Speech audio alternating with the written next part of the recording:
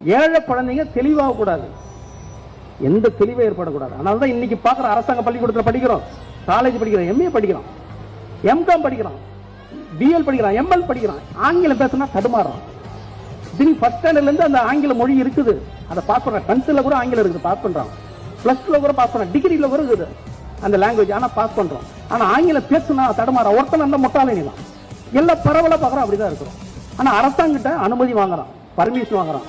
தனியார் பள்ளிக்கூடத்தில் பார்த்தா 3rd ஸ்டாண்டர்ட்லேயும் ஆங்கிலம் பேசு குழந்தைங்க, 5th ஸ்டாண்டர்ட்ல ரொம்ப தரவா பேசு.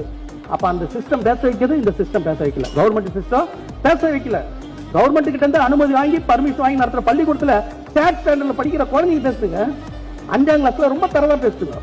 அப்போ அரசாங்கம் நடத்துது எப்படி கவனமா நடத்தணும், எப்படி அறிவை கொடுக்கணும் குழந்தைங்களுக்கு, உலக அறிவு எப்படி கொடுக்கணும், அரசியல் அறிவு எப்படி கொடுக்கணும், சட்ட அறிவு எப்படி கொடுக்கணும் தெரியாத இன்னைக்கு இப்படிதான் நிலைமையா இருக்குது.